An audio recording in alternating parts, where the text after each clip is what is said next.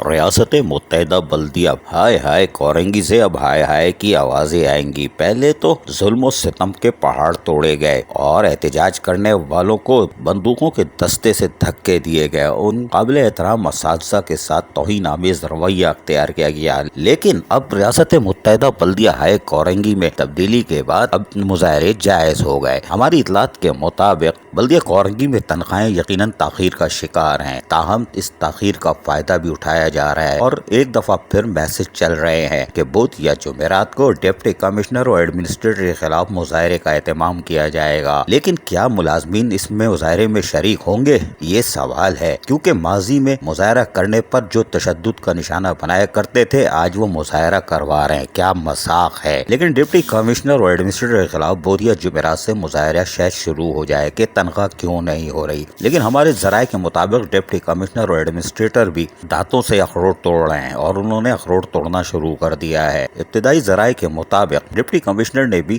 تنخواہوں کی تاخیر کا نوٹس لے لیا ہے اور اس کے ساتھ ساتھ بلدیہ کورنگی کے محکمہ فائنانس کو فوری طور پر تبدیل کرنے کا بھی شاید فیصلہ کر لیا ہے اور واپس شاہ فیصل ٹاؤن میں محکمہ فائنانس کا دفتر قائم کیا جائے گا، اسسٹنٹ کمشنر کے دفتر کے برابر میں، تاکہ دیکھ بھال ہو سکے، جبکہ فائنانس ڈپارٹمنٹ میں سیاسی اثر رسوخ کے بعد تنخواہوں کو تاخیر کا شکار بنایا جا رہا ہے، اس کا بھی نوٹس لے لیا گیا ہے۔ ذرائع کے مطابق محکمہ فائنانس میں بیٹھے ہوئے افسران و ملازمین کی بھی اب مکمل ویریفیکیشن کا فیصلہ کیا گیا ہے۔ ڈپٹی کمشنر کے ذرائع کے مطابق محکمہ فائنانس کے افسران اور ملازمین کی اب سروس بک، پرسنل فائل کے ساتھ ساتھ ان کے پروموشن، اپائنٹمنٹ لیٹر، پہلی پے سلپ سب طلب کی جائے گی اور یہ آئندہ ہفتے ممکن ہے، لیکن ڈپٹی کمشنر کے ذرائع کے مطابق ایک یونین کونسل پر محیط ماڈل زون ملیر جو بنایا گیا تھا اس میں مرکزی دفتر بنایا گیا ہے جو کہ مذاق تھا، اب اس کو سینٹرل میں لایا جائے گا تاکہ تمام لانڈھی، کورنگی، ملیر والوں کے لیے آسانی ہو، اور شاہ فیصل ٹاؤن میں اسسٹنٹ کمشنر کے برابر میں ماضی کی طرح ایک دفعہ پھر محکمہ فائنانس لایا جائے گا، لیکن محکمہ فائنانس میں تبدیلی لانے کا بھی عندیہ دے دیا گیا ہے۔ ہمارے ذرائع کے مطابق ڈپٹی کمشنر کی خصوصی ٹیم نے اس کو دوسرے جمعے کے دن رپورٹ دی ہے کہ تنخواہیں سیاسی بنیادوں پر روکی جا رہی ہیں اور کہا گیا ہے کہ 28-29 تاریخ تک تنخواہ روکی جائے اور ڈپٹی کمشنر کے خلاف بدھ یا جمعرات سے مظاہروں کا اہتمام کیا جائے۔ اب دیکھنا یہ ہے کہ ڈپٹی کمشنر کیا فیصلہ کرتے ہیں یا مظاہروں کو دیکھتے ہیں، لیکن اس سے بڑا سوال یہ ہے کہ مظاہرین کون ہوں گے، اس لیے کہ